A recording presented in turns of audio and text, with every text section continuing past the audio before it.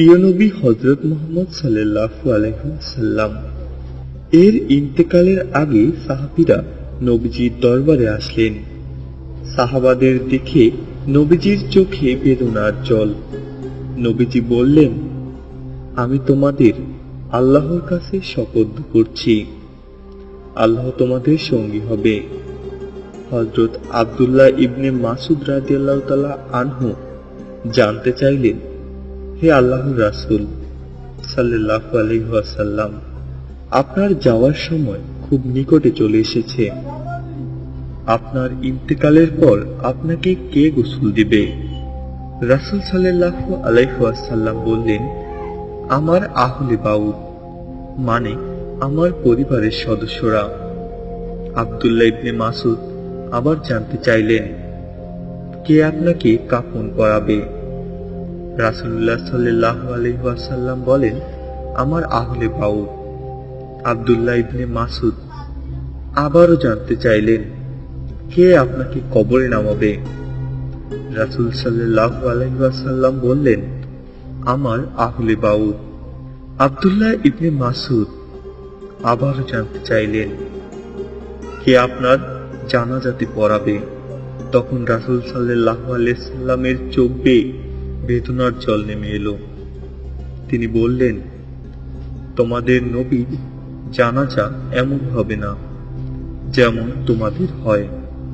যখন আমার গোসল হয়ে যাবে তখন তোমরা সবাই ঘর থেকে বের হয়ে যাবে।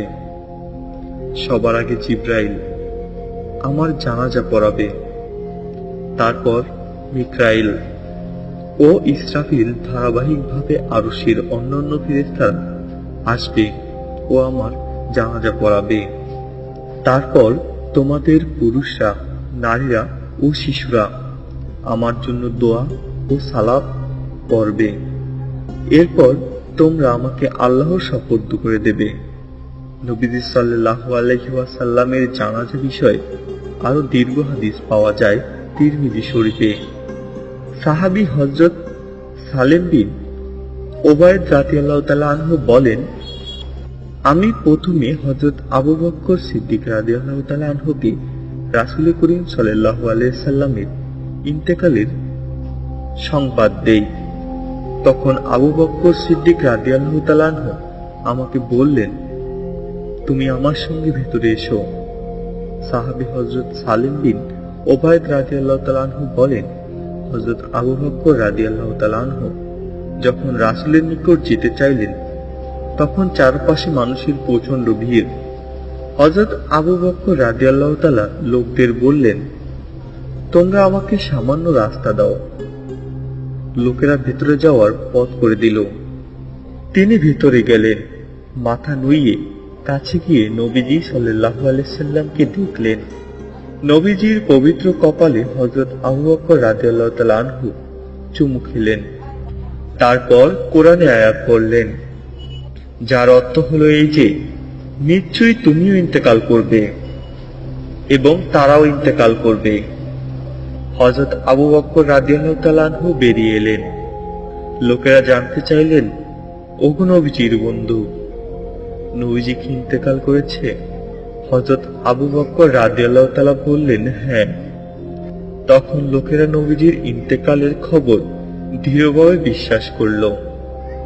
তারপর সাহাবায়ে কেরাম হযরত আবু বকর রাদিয়াল্লাহু তাআলা আনহুকে জিজ্ঞাসা করলেন, ওগো নবীজির বন্ধু, নবীজির কি জানাজার নামাজ পড়া হবে? তিনি বললেন, হ্যাঁ। জিজ্ঞাসা করা হলো, কিভাবে? হযরত আবু বকর রাদিয়াল্লাহু তাআলা আনহু বললেন, এভাবে যে এক এক জামাত নবীজির ঘরে প্রবেশ করবে এবং জানাজা পড়ে বেরিয়ে আসবে, তারপর অন্য জামাত প্রবেশ করবে। সাহাবায়ে হযরত আবু বকর রাদিয়াল্লাহু তাআলা আনহুকে জিজ্ঞাসা করলেন, নবীজিকে কি দাফন করা হবে? তিনি বললেন, জি। জিজ্ঞাসা করা হলো, কোথায়? তিনি বললেন, যেখানে আল্লাহ তাআলা নবীজির রূহ কবজ করেছেন সেখানেই। কেননা আল্লাহ তাআলা নিশ্চয়ই নবীজিকে এমন স্থানে মৃত্যুদান করেছেন যে স্থানটি উত্তম ও পবিত্র। সাহাবায়ে দৃঢ়ভাবে মেনে নিলেন। হযরত আবু বকর রাদিয়াল্লাহু তাআলা আনহু এর কথা।